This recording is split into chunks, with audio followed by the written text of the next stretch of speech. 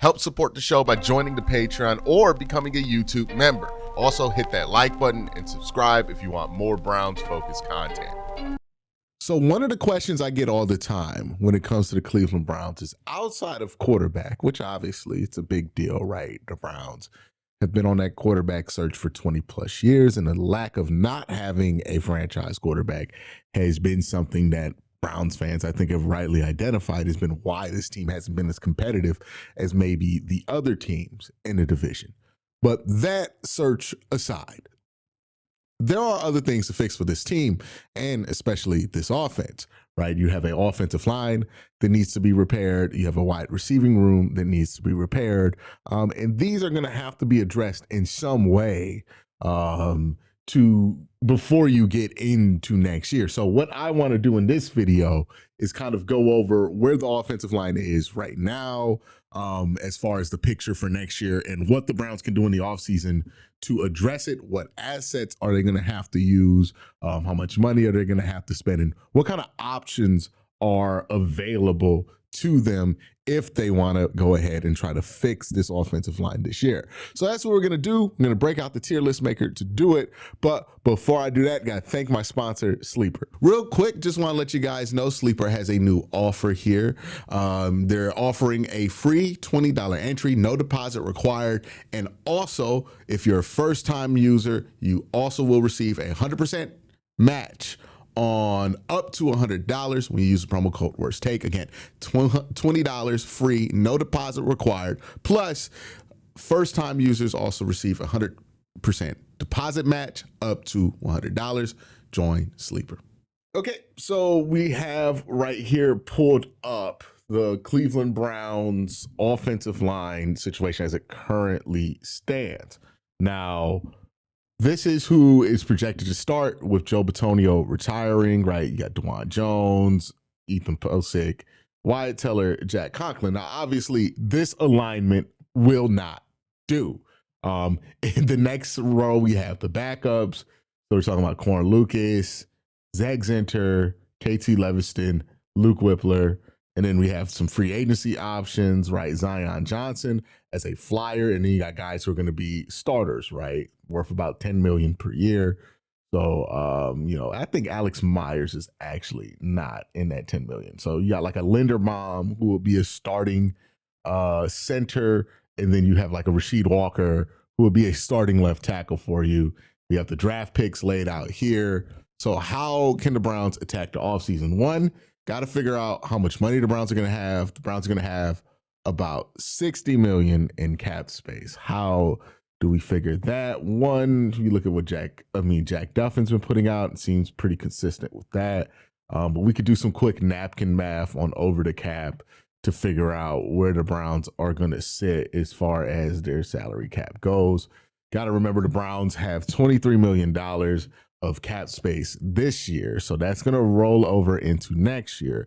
So 23, you subtract the 7 from the 23 that they're in debt on, and then you get the number right now before any restructure. So 23 minus 7, again, we're just doing napkin math here, is plus 16. So the Browns are already in the green in cap space, right? They're going to have plus 16 if they don't touch the roster at all. All right, so they're going to do stuff like restructure Deshaun Watson. If they restructure Deshaun Watson, that's going to pop up even more money. So you're talking about $23 million plus the 27 here, right? The Browns have a lot of contracts that they're going to be getting off of. Potentially they can get off of Wyatt Tellers. I don't expect them to do that. I think they're going to probably extend or renegotiate with Wyatt, probably work something out to where the number for him is probably going to be like a 1.2 base. Right, so we're probably going to do 1.2 base over these next 4 years. So that's the minimum base salary with a lot of the money prorated, and kind of just try to bring his number down, but bring the Browns number up. Joe Bitonio's number is going to come off the books, maybe even David Njoku, right? Might be a restructure they could work out here with Jerry Jeudy. The Browns are going to be able to free up the space. You also have to factor in the Browns insurance policy that they could get from Deshaun Watson and what that would impact the team like going forward. So you can look at the Browns, the napkin math on it. their cap space. They're probably going to be sitting at about 30 plus 23, so about 50-60 million dollars in cap space, which means if you're looking at the free agency picture, the Browns probably have room on the offensive line to either spend for a $10 million player or a $20 million player, right? I don't think they can spend $30 million in the offseason, keep all the players that they want to retain, extend all the players that they want to retain, and then draft all the players that they want to draft and be able to make that work. But they can't do one or the other. We're probably looking at like a $30-35 million spend in free agency between this position and wide receiver. Here's another thing to note in how I'm doing this video series. If I take that 20 million player off the board, so let's say I want to go Rasheed Walker, he starts, I take the 20 million off the board. That means I can't spend $20 million on the wide receivers, and vice versa, right? If I do both these guys here, that would take away from the wide receivers. The same thing is how the draft picks work as well. So there's going to be continuity between this video and the wide receiver room video that I'm going to be dropping tomorrow. So keep an eye out for that one. So with all of that said, let's look at how the Browns could go about attacking this offensive line room. Now, the first question is who comes back, who doesn't, right? Who gets cut? Jack Conklin, his contract expires, I believe. We can double check it here. I do believe Jack Conklin's contract expires. I see no reason for the Browns to keep Jack Conklin around. So that would be gone right there. Wyatt Teller, I do think they hang on to Wyatt Teller. I know some fans are tired of Wyatt Teller, but they're going to keep Wyatt Teller. Let's see what Posic's contract situation is like. He's in a void year. I would probably think they let Posick go. Season-ending injury, really late in the season. Probably not going to be ready for the start of next year. Then what is Tevin's contract situation? It's pretty cheap. They probably bring back Tevin on a similar cheap deal here. So you probably just bring back Tevin Jenkins here on a pretty cheap deal. So you keep Tevin, you keep Dewan. So that is 3 of your starting offensive linemen for this year. Now, obviously, you're going to make some plans to replace some guys going forward, but those are the 3 who could be deemed starters that you're probably going to keep. And by the way, you're probably flipping Dewan back to right tackle, right? Now we can look at the bench. Corn Lucas is gone, but I think they're probably going to keep Zach Zinter. They're going to keep KT Levinston, and they're going to keep Luke Whippler. Now, does Luke Whippler go up to the starter already? I think they would love for that to be the case, right? But we got to see how Luke Whippler plays over the next month. He has an opportunity to take this job. I do think the Browns will look at some flyer options at guard and center. But yeah, Luke Whippler is somebody who could take a starting job here. So that's who's gone. I think the Browns will probably spend the $20 million for left tackle here and bring in Rashad Walker or somebody along those lines that they can get to. Rashad Walker makes the most sense timeline-wise because he's only 25 years old. Still some upside there. He's not an all-pro tackle or anything like that, but he is a serviceable starting tackle, and you can win games with him as your starting tackle. I think to kind of round out some of the depth here, they're going to bring in like a Zion Johnson, somebody who could be a little bit of a flyer, not going to get a contract in Los Angeles, but still a good enough player who can compete for that guard spot. So maybe him and Tevin Jenkins can compete out for that spot. Whoever makes it out stays on the roster. Tevin doesn't make it, then he probably gets cut. So you have those 2 battle it out. So you probably bring in a Zion Johnson. And then maybe depending on the performance of your center here, Luke Whippler, maybe you put him in the starting lineup and then you draft somebody to back him up. Or if Luke Whippler is unimpressive, then you go after Alex Myers and those 2 compete. Alex Myers would be like a $2-3 million a year contract, so it wouldn't be very expensive at all. As far as the draft goes, right, the Browns have a lot of draft assets. You can see them all right here at the bottom of your screen. I don't think you spend your first pick on offensive line.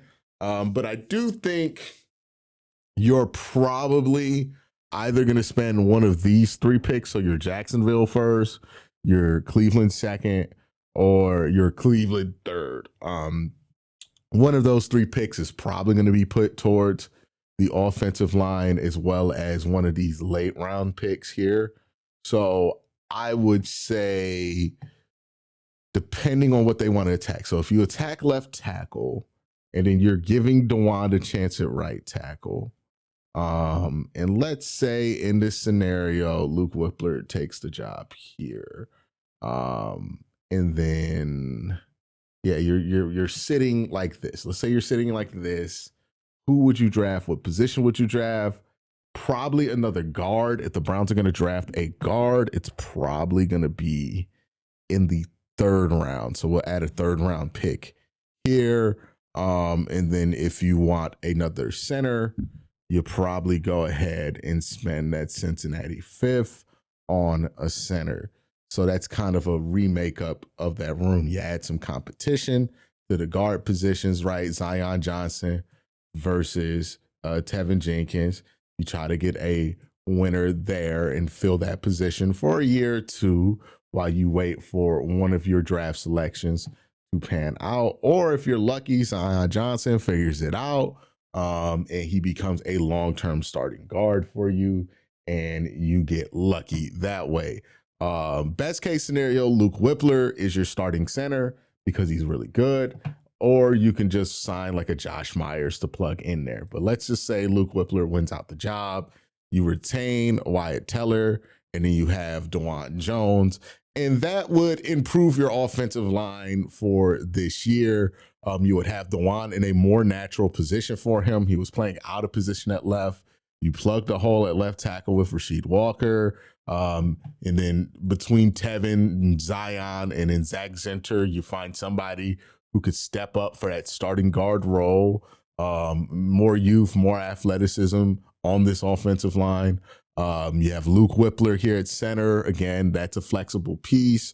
And then you have like a Wyatt Teller and a DeJuan Jones holding down the right side of the line. It's not a complete finished build of the offensive line. I think this is going to be something that requires a 2-year rebuild, right? Because eventually you're probably going to want to throw a first at this tackle position. DeJuan Jones, you're probably going to want to throw a first there, and you're probably going to want to throw another third at guard to move on from Wyatt Teller and remake the room completely. So that's going to take 2 years, right? Because you're going to have to wait for opportunity. There's not a ton of tackles in this class. And you're going to have to wait for just time because, you know, these guys right here, right? A third, fifth round pick, they're going to take a while to grow. Offensive line, defensive line, talk about it all the time. They take a while to develop. You can be completely out on an offensive lineman after 2 years of watching them develop. And in year 4, year 5, they figure it out. Those positions take a long time to grow. You know, if you're the Browns and you get really lucky here, right? Maybe Zach Zinter wins out that role right there and he turns into the player that you want him to be. But a lot of different ways to go about it. I expect them to kind of keep these two players familiar, the left and the right tackle and the right guard. I think those two are going to be the same here.